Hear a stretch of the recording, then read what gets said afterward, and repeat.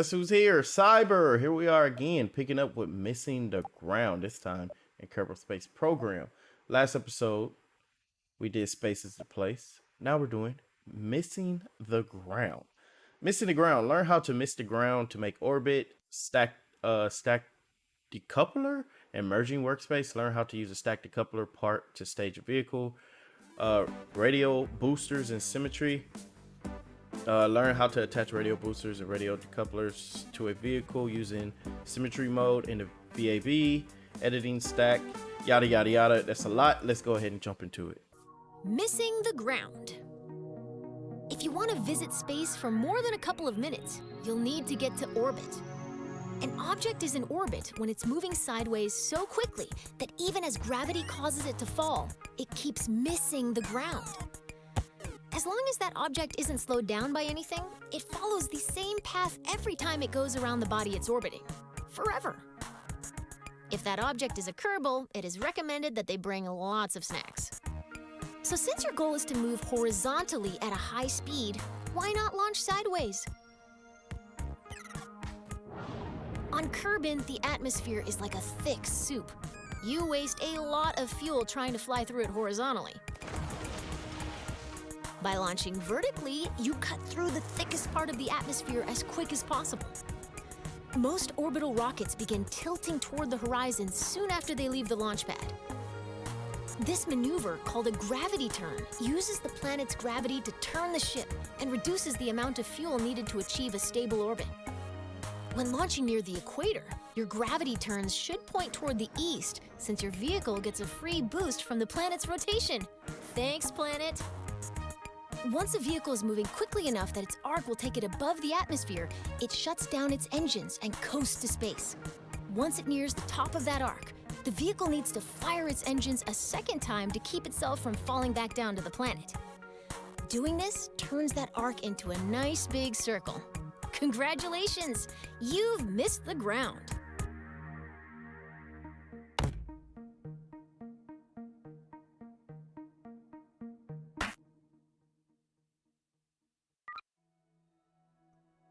Bro, who eats pizza in space? When you're making a rocket, it's often easiest to work top to bottom, tailoring each stage to carry the weight of everything above it. To give you a head start, I've already placed an upper stage, perfect for maneuvering in the vacuum of space. It could use another, more powerful stage to push it up to space from Kerbin's surface. Let's turn this vehicle into a multi-stage rocket. Okay. Oh, I wish you could like move this over. I mean that's fine. Anytime we intend to drop an empty stage after using all of its fuel, we connect it to the stage above it using a decoupler. Okay. A decoupler contains explosive bolts that, when activated by a staging action, add that decoupler to the bottom of your rocket. We need to attach a larger, more powerful lower stage to the bottom of your rocket. Out in the real world, this list would show all of your saved workspaces. Here in the simulator, I'm only showing you the lower stage you need to merge. Okay. Now that the lower stage has been merged into your current workspace, you can see it next to the upper stage. Select the lower stage and connect it to the decoupler beneath the upper stage to create a single two-stage rocket. Perfect! Merging is a very powerful tool. Anytime you want to reuse a particular booster, lander, or other element from an existing rocket, merging saves you the hassle of making the same thing over and over. Okay, so you can merge it, but the problem is the thrust to rate ratio is less than 1, so it's not even it's too heavy. We have to put something else under there to move it. I'm guessing they're gonna teach us that in the next episode, though. And the command pod is missing a heat shield. This engineer report is nice. Feel like I work at SpaceX.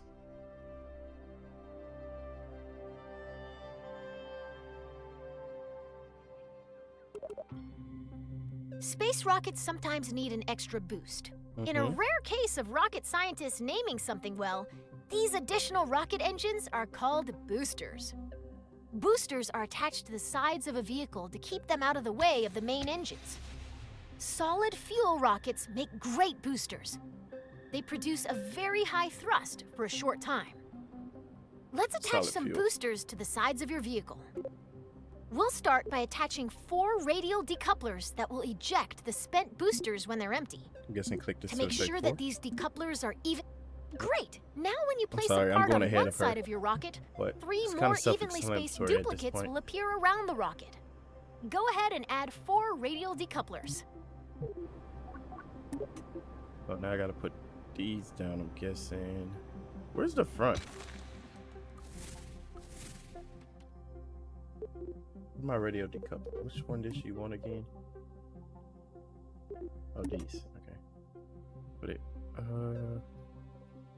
I don't know why I'm trying to be perfect. I'm a perfectionist. I'm sorry, y'all. Let's go like right there. It's right on the line. Boom. That looks Perfect. good. Now you've got 4 radial decouplers exactly where they need to be. Let's attach those solid fuel boosters.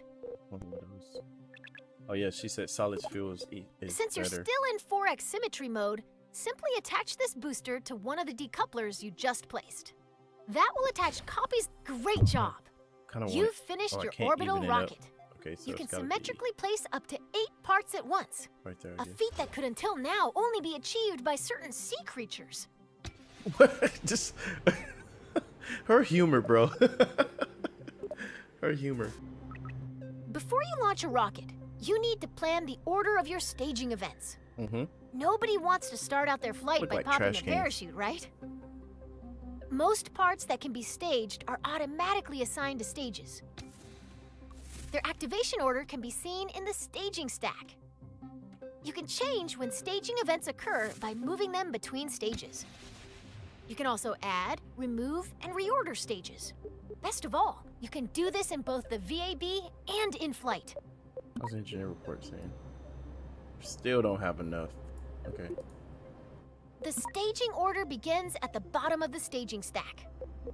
You want your boosters and main engine to fire together for maximum thrust. Okay. The solid fuel boosters are currently in the second stage. If we Yep. don't change anything, the boosters will ignite late and detach themselves at the same time. This would be embarrassing for everybody. So let's move the boosters down to stage 1. How would they detach? Oh, because it says here, boom, this is detached, and then those will fire off, and then it detaches here. Okay. Your solid fuel boosters burn very hard and So very these are gonna fast. go first. With So they will run out of this. fuel first. Same stage. Even though your main engine and boosters will activate at the same time, you want to drop the empty boosters before you drop your main engine. Okay. You'll add a new stage above stage 1 to do one thing. Now move all 4 radial decouplers from stage 4 to your new stage 2. Okay, so All done. these are gonna Your fire off. remaining This stages one's are still set gonna up so be that going. stage 4 will activate your orbital Then stage's the engine. decouplers are gonna remove Stage these. 5 will detach the orbital stage's fuel tank when it's empty. And stage 6 will deploy your landing parachute. Yep, Thanks to you, okay. this rocket is ready to fly. Let me explain this. I'm trying to get this to my head. All right, so these are all gonna fire at the same time. These, what are these called? I don't know what they're called. Oops. Good thing I remember how to do this. All right, so these are gonna fire at the same time to help it out. When these run out, we're gonna boom that boom. They're gonna knock these off. This one's still gonna be going because it's still gonna have fuel. And then when this one runs out of fuel, we're gonna decouple that. Boom, it's gonna this, and then this one should. Yep, that. So this one's gonna kick on, and then when this one's out, we're gonna decouple that, and then we're just gonna have this with the parachute coming back down. Gotcha. All right, we're ready to light this candle. Yeah. In this flight, you're going all the way to orbit. Ooh. I'll walk you through the process of launching, executing a gravity turn to get moving sideways, coasting to orbital altitude, and doing a final burn at the top of your arc to establish a stable orbit. Let's do it. Before we begin, let's talk about the nav ball. The nav ball shows your vehicle's orientation relative to the horizon. The blue half of the ball represents the sky, and the brown half represents the ground. The level indicator at the center shows your vehicle's orientation. When you turn, the ball turns. When you roll, the ball rolls.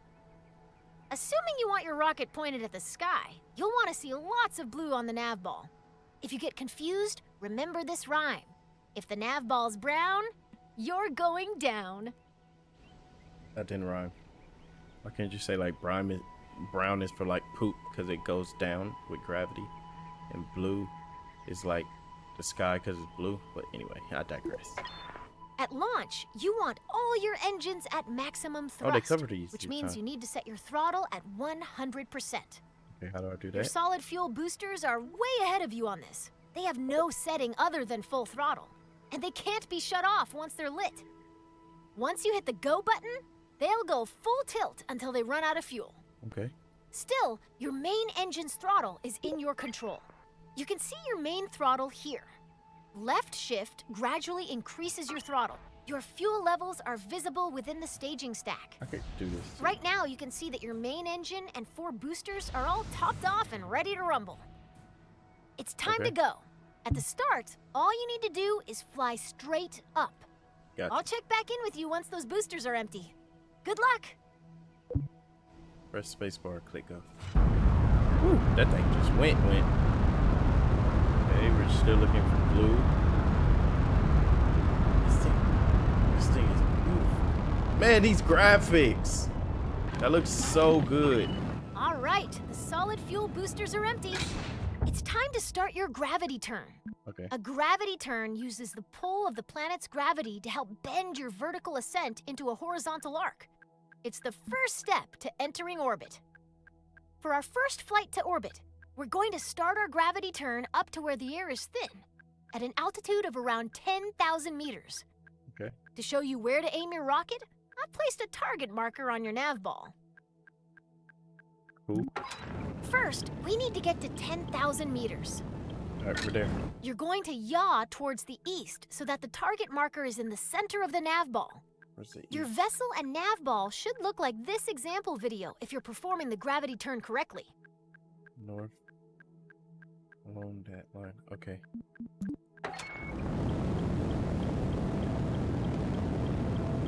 Going east now. Trying to get to the what? 45. Way to make Kerbin's gravity work for you. You're now on track to establish an orbit. Oh, it kind of holds there, so I don't have to hold it.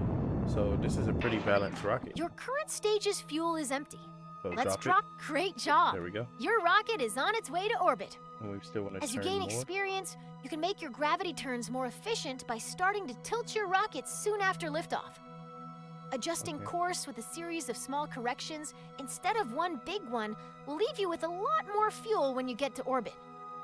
Turning immediately after launch requires a very stable rocket. So Yep. if you ever have trouble keeping the pointy end up, you can try the simplified wait and turn method we use today. Yeah, her method was actually pretty good. This rocket was easy to turn, so I like it. I like it.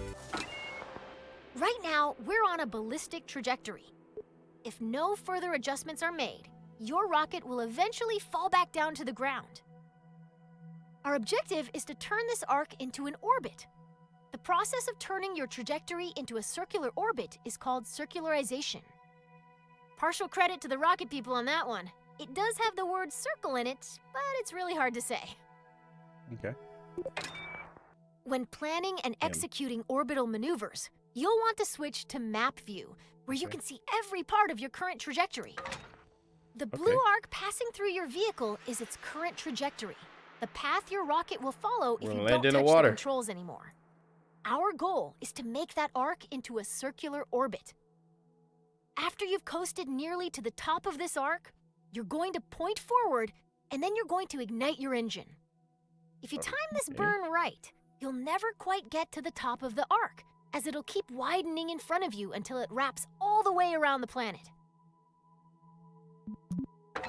Let's break that down a little more. I'm so The lost. top of your Okay. arc has a helpful tag in map view. Okay. It's called the apoapsis, abbreviated Apoapsis. as AP. Okay. You're going to max it out. out your throttle before you pass this point. Okay. We're paused at just before the apoapsis. We want to go faster in the direction we're already moving, so we need to make sure our rocket is pointed forward. There's a handy marker on your nav ball called the prograde marker.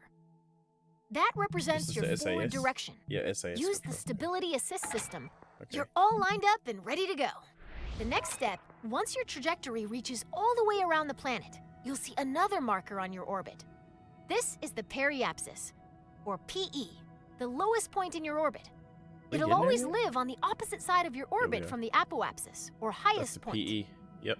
By burning prograde near your apoapsis, you increase the altitude of your periapsis, the lowest point on your orbit. Okay. Am I doing it right? Here's the most important thing to remember about setting up an orbit above an atmosphere. Yeah, it's going around. Your periapsis must be higher than the atmosphere, or your rocket will start to slow down every time it dips into the upper atmosphere. 70 kilometers. On Kerbin, that means every part of your orbit must be higher than 70 kilometers. Okay. Okay, your orbit is fully out of the atmosphere. Cut the throttle. Oh, You we're did out of it! atmosphere. You're in orbit! Oh, This is when I'd usually barely tell you over to look here. under your seat in the simulator, where you'd find a delicious celebratory treat. Sadly, since the vending machine in the astrodynamics lab broke down, it has gotten very difficult to hide snacks anywhere at KSC. Feel free to take a moment to admire your first orbit. We're In a way, orbit? you've given Not yourself perfect, a but it's mind nice. snack, which is way better than the edible kind anyway. Right? Right? Girl. All right. We did that one. Nice. That one, the AP and the periapsis, apoapsis, and the PE, I think that's what it was called. That's going to take a little getting used to. But that's going to do it for this video. I'll catch you on the next one. Orbits are weird. Part 3 of 4 for the introductory to the Noob series. And then after that, we're going to be seriously dedicated to this game and getting the science points we need. Anyway, I'm Cyber. Catch you in the next one. Later.